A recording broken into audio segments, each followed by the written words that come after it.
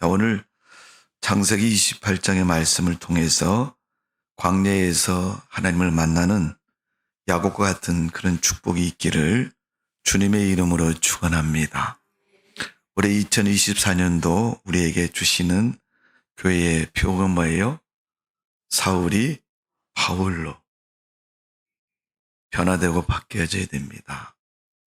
바뀌기를 싫어하는 사람은 하나님의 축복도 없을 겁니다. 예. 여러분, 우리가 한번 지난 송구영신 예배 때 받은 개인의 말씀을 한번 꺼내보세요. 예. 전 숙제 검사하고 있는 거예요, 지금. 자, 한번 읽어보면 2024년 예일교회표 시작. 2024년 예일교회표 사울이 바울로. 없는 사람 왜 없어요? 예배 참석 안 한 사람입니다. 자, 뒤에 있는 나에게 주신 말씀 한번 읽어봅니다. 시작. 2024년 나에게 주신 말씀, 모든 무거운 것을 매기 쉬운 것을 벗어버리고 은혜로서 우리 앞에 당한 경주를 하며 또한 거리끼는 믿음 주에 온전케 하시는 이인 예수를 바라보자. 그는 그 앞에 있는 기쁨을 위하여 십자가에 참으사 부끄러움을 개의치 아니하시더니 하나님 보좌 우편에 앉으셨느니라. 네. 보니까 저보다 다 짧은 거예요. 못 외우면 저보다. 네. 아무튼 못 받으신 분 앞에 여기 협탁이 있습니다. 여러분 예배 끝나고 가져가셔서 올 한 해도 말씀 속에 큰 축복이 있기를 주님의 이름으로 축원합니다. 야곱이라는 사람은 여러분 움켜잡은 자, 심하게 표현하면 저거 도둑놈, 사기꾼, 남을 속이는 자, 이런 표현을 사용합니다. 그런 야곱이 오늘 루스에서 하나님을 만나고 그곳을 베델이라 이름을 명하였고 또 그곳에서 하나님을 경험하는 모습을 성경은 기록하고 있습니다. 여러분 광야라고 표현하는데 광야라는 말은 빌광자에다 들야자를 씁니다. 넓은 땅인데 텅 비어 있는 곳이 광야라는 곳입니다. 우리나라 정서로 표현하면 허벌판 이런 얘기입니다. 그 땅은 좋은 땅도 아니고 뭔가를 할 수 있는 그런 조건과 모양이 있는 땅이 아닙니다. 아무것도 할 수 없고 그냥 땅만 있는 그런 어떤 모습인 것입니다. 근데 이 광야가 성경에서 보면 신앙적으로 보나 모든 면에서 보면 굉장히 중요한 부분으로 기록이 되어 있습니다. 신명기 8장 1절에서 10절을 보면 하나님이 명확하게 이스라엘 백성들을 출애굽시킨 다음에 내가 너희를 광야를 걷게 한 이유가 뭐냐? 세 가지를 말한 첫 번째는 그들을 연단하고 낮추는 훈련하였다. 여러분, 우린 세상에서 악한 사람을 만나고 나에게 뭔가 좀 손해를 끼치고 해를 주는 사람 만나면 고복하려고 말하고 있고 또 그것이 반복되면 이번엔 속지 말아야지 이런 마음을 가지고 살아갈 때가 많습니다. 그러나 여러분 광야는 또 그런 것들은 그런 모습이 아니라 네가 그것을 겪으면서 그것을 포용할 수 있겠느냐. 다음엔 속지 말겠다라는 그런 마음으로 결심하는 게 아니고 물론 그것도 필요하죠. 그러나 그것을 뛰어넘은 훨씬 큰 그릇이 되어서 그건 아무것도 아니야. 요즘 아이들 말처럼 야 5만 원짜리는 요새 껌값이야 이렇게 얘기하는 것처럼 목사님 껌을 5만 원치나 씌우세요 그런 분도 있겠지만은 여러분 적은 것이고 작은 것으로 여길 수 있는 큰 존재가 되었다는 것을 의미하고 있습니다. 하나님이 이스라엘 백성들이 하나님을 경험한 후에 광야길을 간 후에 그런 존재가 되기를 바라고 있는 거예요. 사람은 인생을 살면서 그렇지 않습니까? 어려움을 겪은 후에 작은 어려움이 오면은 큰 어려움은 겪었기 때문에 아무것도 아닌 거예요. 저가 아무것도 아니야. 내가 겪은 어려움에 비하면 아무것도 아니야. 큰 인물이 되는 거죠. 이스라엘 백성이 하나님 백성으로 하나님이 원하는 것은 그들이 낮아지고 연단되어서 하나님 백성으로 만들어지기를 바라고 있는 겁니다. 두 번째 광야를 걷게 하신 이유는 하나님이 어떤 분인가를 알도록 하시기 위해서.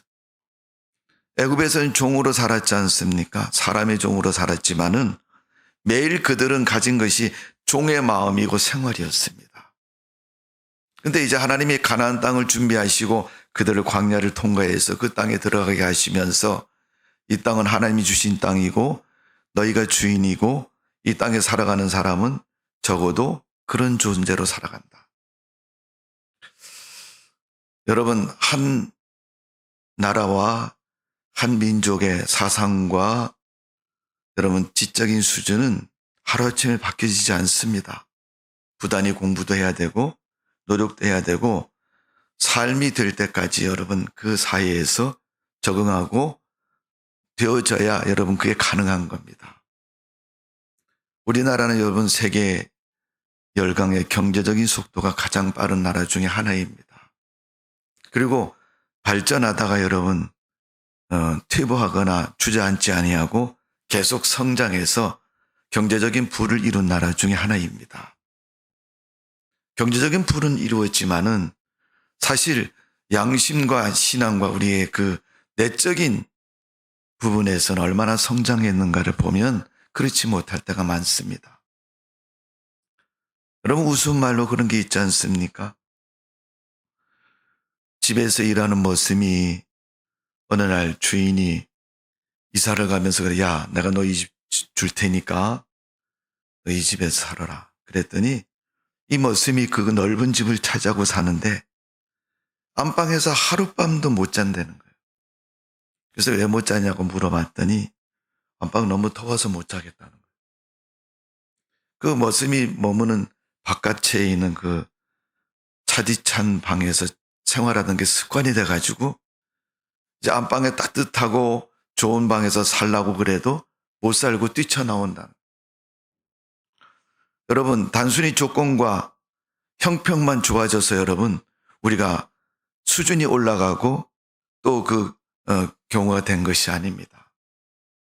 이스라엘 백성도 여러분 종으로 있다가 하나님을 믿는 하나님 백성이 된 그들에게 하나님에 대한 경험을 하면서 그들이 진정한 하나님의 사람으로 광야 속에서 만들어지기를 원하고 있는 겁니다. 많은 사람들이 교회를 다니고 믿음 생활하면서 그럽니다. 야, 시험만 없어도 살만하겠다. 그분은 시험을 아는 사람이고 모르는 사람이 시험이 왔는지도 모르고 시험인지도 몰라요. 그냥 아우 죽겠네 이 말을 하다가 자기가 넘어졌는지 일어났는지 어떻게 된지도 모르고 그냥 살아가는 거예요. 그래도 좀 시험을 아는 사람은 야 이게 시험의 문제다. 이거는 내가 이겨나가야 되는 문제다. 이거는 내가 내 신앙을 빼앗길 수 있다라는 그런 것을 감지하고 시험만 없어도 내가 믿음 생활 잘할 수 있을 터인데 일종의 CEO가 돼서 기업을 경영하는 분들은 많은 경험을 그렇게 갖습니다. 세상에 흐르는 경제적인 흐름이 늘 좋은 것이 아니라 어떤 때는 나쁠 수도 있고 어떤 때는 좋을 수도 있거든요. 이 경제는 모든 사람들이 다 경험하게 되고 타격을 받는 부분입니다. 교회도 역시 마찬가지입니다. 성도들의 헌금의 문제를 보면 지금 우리가 살고 있는 이 사회의 경제가 지금 어떻게 변해가고 있다는 것을 알게 되는 겁니다. 많은 학자들이 코로나 이후에 경제적인 어려움이 분명히 찾아올 것이다. 그리고 예전에 가졌던 그 넉넉하고 좋았던 삶의 모습을 찾기가 어려울 것이다 라고 이미 예언을 했고 또 예측을 했습니다. 근데 현실적으로 지금 우리가 그 과정을 가고 있지 않습니까? 여러분 광야 생활은 하나님이 어떤 분인가를 경험하는 거예요. 내가 잘 사느냐 못 사느냐를 경험하는 게 아니고 하나님은 만나를 주시고 메추라를 주시면서 경제 문제를 해결해 주셨고 그 경제 문제 해결된 광야 생활을 하면서 하나님이 어떤 분인가를 알게 해 주신 거예요. 그래서 시내산에서 십계명을 주시고 율법을 가르쳐 주시고 제사제를 가르쳐 주셔서 이렇게 하는 거라고 하나님을 섬기도록 하셨고 그 신앙 속에서 그들의 믿음을 하나님께서 광야에서 가르쳐 주셨습니다. 그게 하나님을 경험하는 거예요. 내가 하나님을 몰랐던 사람도 교회 나와서 하나님을 듣게 되고 알게 되고 하나님을 섬겼더니 그 삶의 결과를 통해서 야, 과연 하나님은 살아계시구나. 하나님은 우리와 함께 하시는구나 경험하게 되는 것처럼. 올 한 해도 여러분 2024년 동안 한 해 동안 하나님을 많이 경험하시고 복된 한 해가 되시기를 주님의 이름으로 축원합니다. 세 번째는 광야에서 가나안 땅이 얼마나 축복의 땅인가를 그리도록 하셨습니다. 구체적으로는 가데스 바네아에서 12정탐꾼을 보내서 보고 오라고 말했을 때 눈으로 확인하면서 확증을 하지만 그들은 어떻게 해요? 가나안 땅 하나님이 주신 땅이다. 이것을 인지하고 애굽에서 나왔고 광야길을 가면서 야, 조금 더 가면 가나안 땅이야. 이걸 생각하면서 광야길을 지나는 겁니다. 가나안 땅은 눈앞에 펼쳐지고 내가 집을 짓고 살아가는 삶의 현실이 될 때까지는 가나안 땅에 대한 실감이 없죠. 돈을 벌고 여러분 부자가 되고 자기의 삶의 조건이 다 변화되고 나면 야, 내가 이제 비로소 돈을 벌었다. 부자가 됐다. 내가 돈 없는 사람의 삶이 아니라 이제부터는 돈 있는 사람의 삶을 살아야 된다는 것을 비로소 깨닫고 느끼는 것처럼 신앙도 여러분 하나님을 믿고 교회에 나와서 신앙생활을 하다가 하나님을 경험하고 그게 성령의 역사이든 아니면 물질의 역사이든 아니면 병고침의 역사이든 어떤 영적인 믿음적인 것들을 경험하고 나서 깨닫게 된 후에 비로소 야, 하나님은 살아계시고 이런 분이라고 말할 수 있는 겁니다. 그것처럼 그들이 광야에서 하나님을 경험하게 해주시고 또 하나님이 우리에게 성경을 통해서 약속하신 천국에 대해서 그리도록 하셨고 그 믿음 가지고 세상을 살아가고 인생을 살아가도록 하는 것이 여러분 광야 생활의 우리의 삶의 모습인 것입니다. 오늘 그 하나님의 은혜를 베델에서 야곱이 경험을 합니다. 그는 형 에서와 쌍둥이로 태어나서 그가 태어날 때의 모습을 성경에 형 발뒤꿈치를 붙잡고 태어났다고 말합니다. 그는 형에게 제안해서 형 장자권 나에게 줘라. 그는 밭죽을 주고 장자권을 산 사람입니다. 어머니의 도움을 가지고 아버지의 축복 기도를 받은 사람입니다. 축복 기도를 받고 이제 장자권이 내 것이 됐구나. 아버지가 나를 그렇게 축복해 주었으니까 감사합니다. 자, 오늘 우리가 창세기 28장을 읽었는데 28장 1절을 보시면 이렇게 기록되어 있습니다. 이삭이 야곱을 불러 그에게 축복하고 또 당부하여 이르되 너는 가나안 사람의 딸들 중에서 아내를 맞지 말고 일어나 밧단아람으로 가서 내 외조부 부두엘의 집에 이르러 거기서 내 삼촌 라반의 딸들 중에서 아내를 맞이하라. 아버지 이삭이 아들 야곱에게 너 장가갈 때 네 마누라 여기 이쁜 여자 하나 골라갖고 많이 배운 여자 골라가지고 돈 많은 사람 골라가지고 장가가지 말아라. 그러면서 밧다마람에 가서 부두엘의 집안을 찾아서 거기에 있는 딸들 중에서 후손 중에서 한 사람을 택해서 네 아내로 맞아라. 여러분 우리 여기 남자분들 장가 안 가신 분들은 잘 들으셔야 됩니다. 별로 없는 것 같은데 네. 이삭이 어떻게 장가 갔어요? 아버지 아브라함이 아들 이삭을 장가 보내려고. 요즘 얘기하면 40살이 될 때까지도 장가를 못 가고 있어요. 그래서 아들을 장가 보내려고 자기 종 엘리에셀을 택해가지고 서약을 하고 하란으로 보냅니다. 부두의 집안이 있는 곳으로 보낸 거예요. 가서 너 우리 이삭을 위해서 신부감을 구해갖고 오너라. 그 집안에서 하나 골라갖고 와라. 그래서 이 종이 가서 그 아내 리브가를 선택해갖고 데려옵니다. 그 이삭이 인생을 살아보니까 자기 아내를 그렇게 얻었고 그 믿음의 계보와 뿌리가 있는 여인을 얻어서 인생을 살아보니까 그게 정답이고 맞는 거잖아요. 그래서 아들에게 축복 기도하면서 굉장히 중요한 이야기를 하고 있는 겁니다. 그래서 이제 이삭이 외삼촌 집에 가게 되는 계기 중에 하나도 그런 문제가 포함되어 있습니다. 가다가 베델에서 루스에서 하나님을 만나게 되는데, 루스라는 말은 과거에 베델이라는 이름을 붙이기 전에 이름인데, 여러분 루스라는 말은 살구나무라는 뜻을 가지고 있는데, 이것은 열매를 맺는 나무가 있는 것. 그러니까 여러분 광야에서 나무가 자란다는 것은 오아시스가 있고 풍요의 땅이고 물이 있는 곳이고, 그곳에서 거점을 두고 살아갈 수 있는 계기를 마련할 수가 있다는 것입니다. 이건 영육 간의 복을 받는 장소입니다.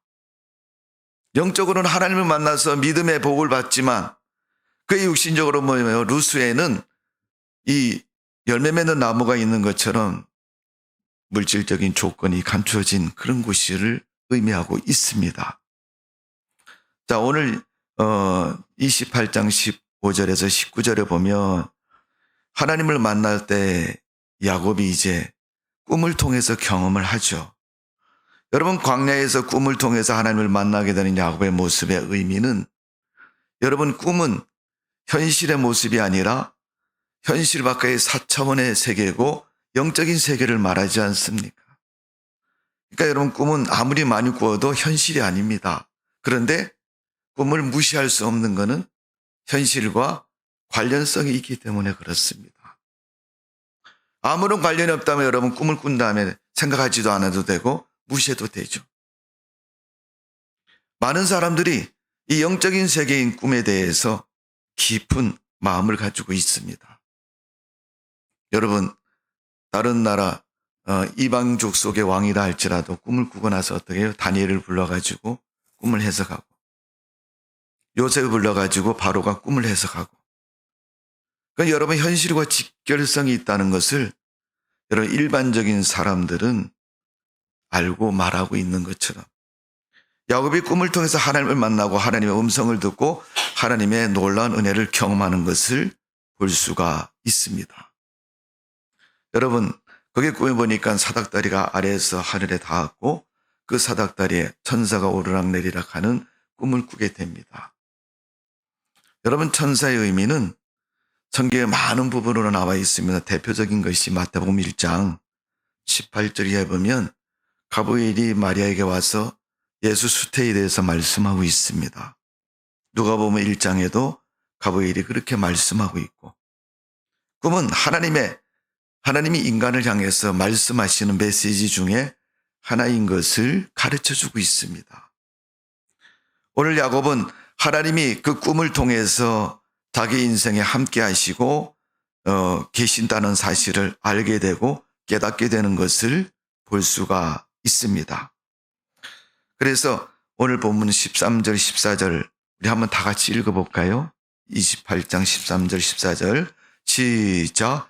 또 본즉 여호와께서 그 위에 서서 이르시되 나는 여호와니 너희 조부 아브라함의 하나님이요 이삭의 하나님이라. 내가 누가 있는 땅을 내가 내 자손에게 주리니 내 자손이 땅에 티끌같이 되어 내가 서쪽 동쪽 북쪽과 남쪽으로 퍼져나갈지며 땅의 모든 족속이 너와 내 자손으로 말미암아 복을 받으리라. 아멘. 이게 하나님이 야곱에게 하신 말씀입니다. 꿈에 나타나서 하나님이 하신 말씀인 거예요. 이 말씀은 아브라함에게 하신 말씀과 동일한 말씀인 것이고 반복적인 말씀입니다.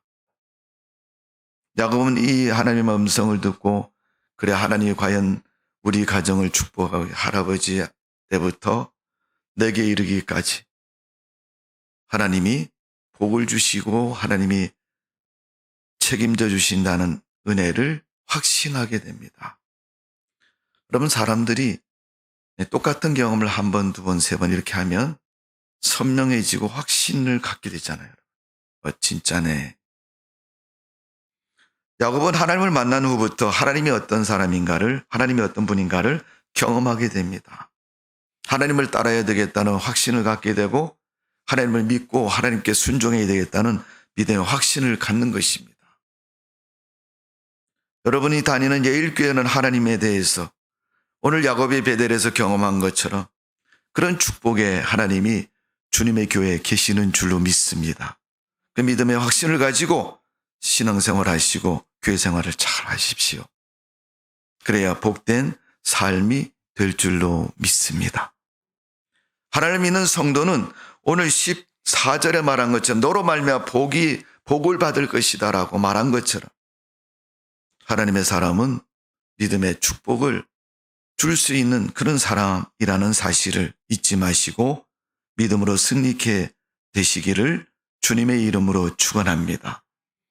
창세기 보면 이 꿈에 대해서 아주 선명하게 기록된 부분이 창세기 37장입니다. 바로 요셉의 꿈입니다. 요셉이 꿈을 꾼 후에 아버지와 형제들에게 말을 했더니 형제들은 그를 시기해서 요셉을 팔아버렸지만 그 아버지 야곱은 그렇지 않았습니다. 그 꿈을 마음에 담아두고 우리 아들이 꿈대로 될 거야 라는 믿음의 확신을 갖게 됩니다. 왜 그렇게 되는지 아세요, 여러분? 창세기 28장 베델에서 꿈을 통해 하나님을 경험한 야곱이기 때문에 여러분, 아들이 하는 말을 그대로 믿고 그대로 가슴에 담고 있는 겁니다. 자기가 만났던 그 하나님의 그 꿈의 경험을 바탕으로 해서 그는 아들이 꾼 꿈을 통해서 네가 하나님의 과연 은혜를 받고 있구나, 네가 하나님의 은총이 있구나 라는 사실을 확신하고 그 확신 속에 그 아들을 기도하고 축복하는 것을 볼 수 있습니다. 여러분, 이스라엘 12지파입니까? 근데 두 지파의 지분을 받은 사람이 요셉의 아들들 아닌가? 므낫세, 에브라임. 여러분의 가정이 그런 축복의 가정 되시기를 주님의 이름으로 축원합니다. 이건 믿음 붙잡으셔야 됩니다. 예배 시간에 앉아서 딴 생각하지 마시고 하나님이 기록한 말씀 읽을 때 아멘. 네, 내가 아멘하면 옆에 사람 뺏어간다 생각하고 내가 되게 아멘. 빨리 아멘. 믿음으로 아멘. 그래도 안 하시는 거 봐요. 아멘. 그렇게 잡으셔야 내 것이 될 줄로 믿습니다. 오늘 여러분, 광야에서 베델에서 야곱이 하나님을 만났던 것처럼 올 한 해 동안 여러분 다메섹에서 사울이 바울이 된 것처럼 우리의 믿음이 변화되고 새로워지는 축복된 한 해가 되시기를 주님의 이름으로 축원합니다. 하나님의 임재를 경험한 야곱은 그곳의 이름을 베델이라 하나님의 집이다. 소위 말하면 교회라고 말하는 것이고 예배 장소라고 말하는 것이고 하나님을 만난 곳이라고 고백하고 있는 것입니다. 하나님의 사람인 이사야가 하나님을 만날 때 그렇게 고백을 합니다. 이사야 41장 9절 말씀은 내가 땅끝에서부터 너를 붙들어 땅 모퉁이에서 너를 부르고 내게 이르기를 너는 나의 종이라 내가 너를 택하고 실어 버리지 아니하였다 하노라. 하나님이 그를 택하시고 버리지 않았다고 말씀하고 있습니다. 하나님의 자녀들은 하나님이 버리지 않습니다. 버리지 않는 하나님 앞에 감사하시고 날마다 기쁨으로 승리하는 삶을 사시는 여러분 되시기를 주님의 이름으로 축복을 드립니다. 이사야 41장 10절에 이사야에게 하나님 말씀하시기를 두려워하지 말라 내가 너와 함께하리라 놀라지 말라 너는 하나님이 됨이라 내가 너를 굳세게 하리라 참으로 너를 도와주리라 참으로 너를 의로운 오른손으로 너를 붙들리라. 하나님이 우리를 붙잡으시고 우리를 기억하시고 우리와 함께 하신다고 말씀하고 있습니다. 오늘 그 하나님이 여러분의 하나님이시고 오늘 예배드리는 여러분을 붙잡으셔서 1년 동안 축복하시고 책임져 주시고 인도하시는 주님이라는 사실을 다시 한번 기억하시고 하나님과 동행하는 삶 되시기를 주님의 이름으로 축원합니다.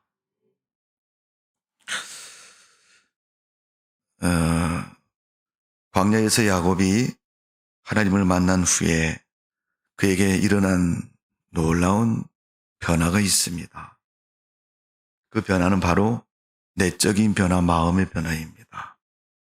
우리가 신앙적으로 하면 영적인 변화를 갖기 시작했다는 겁니다. 베델은 하나님이 계신 곳으로 인정했고 하나님의 존재를 인정하고 아는 장소가 되었습니다. 그리고 확신하는 건 뭐냐면 하나님이 함께 하신다는 것을 확신하는 것을 볼 수가 있습니다. 자, 오늘 우리가 14절까지 근데 15절에 보면 내가 너와 함께 있어 내가 어디로 가든지 너를 지키며 너를 이끌어 이 땅으로 돌아오게 할지라 내가 내게 허락한 것을 다 이루기까지 너를 떠나지 아니하리라 하신지라. 하나님이 허락한 것을 다 이루기까지 떠나지 않고 함께 하시겠다는 거예요. 그때부터 야곱은 하나님이 나와 함께 하신다는 사실을 명백하게 가슴에 새기고 어려움이 와도 이게 하나님이 함께 하시는데 즐거운 것이 있어도 이게 하나님이 함께 하시는데 돈을 많이 벌어도 돈을 못 벌어도 성공을 해도 실패해도 하나님이 함께 하신다는 사실을 그는 마음속 깊이 새기고 세우는 것을 볼 수 있습니다. 하나님을 믿는 사람은 둘 중에 하나입니다. 세상이 감당하지 못하는 사람이 되고 하나님도 그를 인정하시고 쓰시는 사람이 되는 겁니다. 오늘 여러분 세상적으로 세상 사람들 볼 때 쟤 싸움도 잘하니까 쟤 상대도 하지 말자.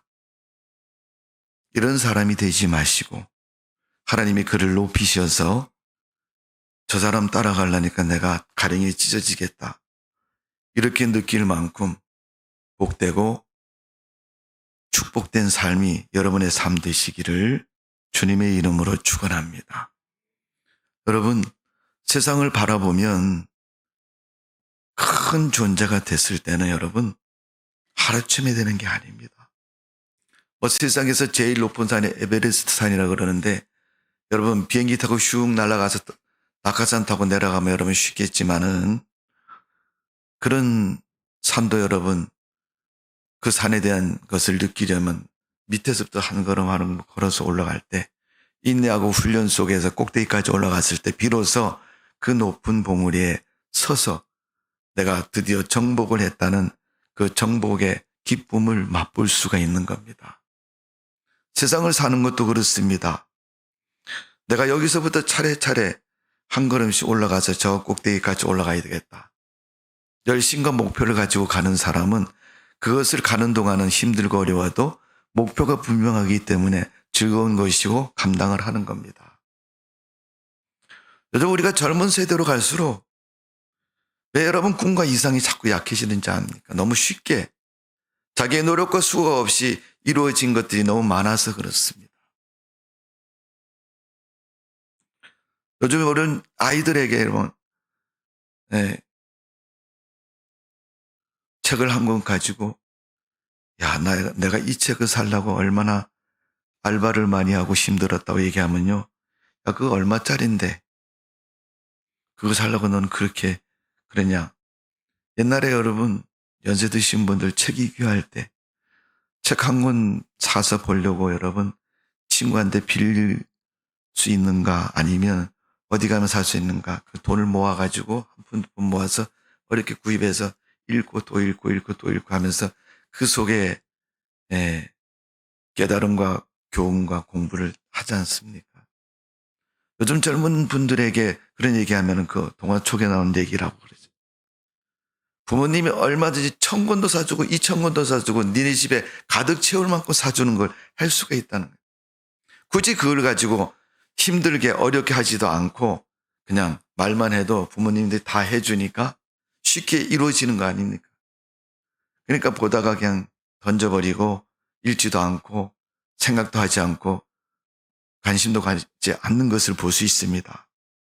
그러나 마음의 변화를 가진 사람은 계단을 한 계단 올라가는 사람처럼 믿음의 삶에서는 여러분 철저하게 요즘 젊은 세대이든 나이 드신 분이든 한 계단씩 올라가는 그런 순서가 없이는 여러분 깊은 영적인 세계도 믿음의 축복도 경험할 수가 없습니다.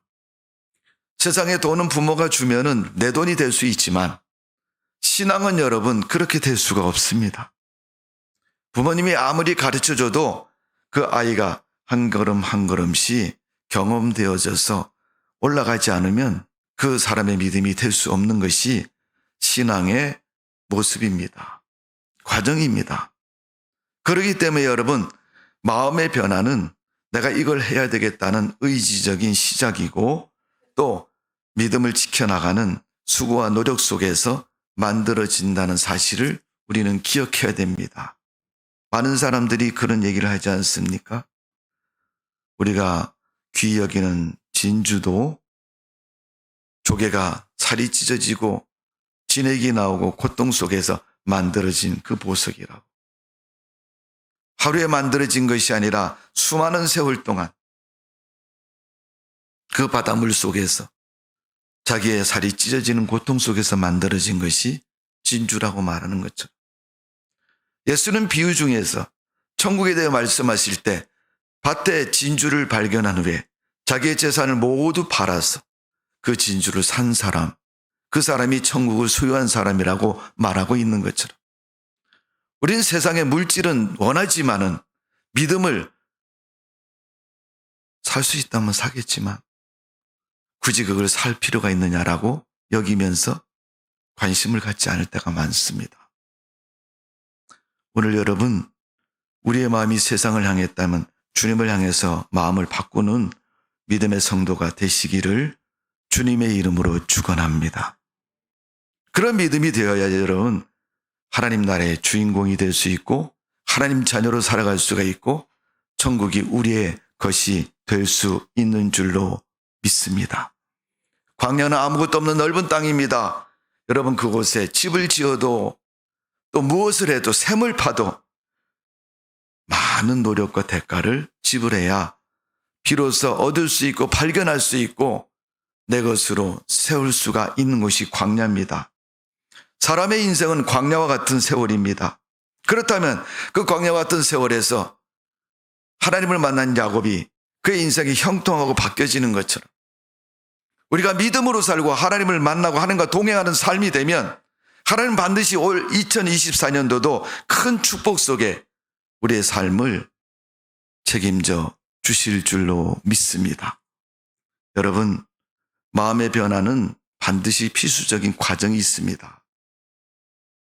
그 첫 번째 과정은 죄를 버려야 됩니다. 옛 생활을 버려야 마음이 변하기 시작하는 겁니다. 작년에 가졌던 거 그대로 가지고 가면요, 올해도 별로 없습니다. 분명히 그렇게 될 것입니다. 대나무가 마디가 있는 것처럼 우리는 해가 바뀔 때마다 우리 삶의 결심과 새로운 마음을 가지고 출발해야 할 것이고, 그 과정 속에서 내가 과거에 나를 따라오는 옛 모습을 다 내려놓고 하나님의 말씀을 쫓아 은혜를 따라 새로운 출발과 믿음을 가지고 살아가야 될 줄로 믿습니다. 세월이 참 빠르죠? 어제 1월 1일인 것 같은데 오늘 보는 것은 14일이 됐습니다. 반달이 지나간 거예요. 여러분, 지나간 14일 동안 뭘 하셨습니까? 그냥 작년에 살았으니까 올해도 살고, 하나 소원이 있다면 병 걸리지 않고 편하게 살고, 맛있는 거 먹고 살면 됐지 뭐.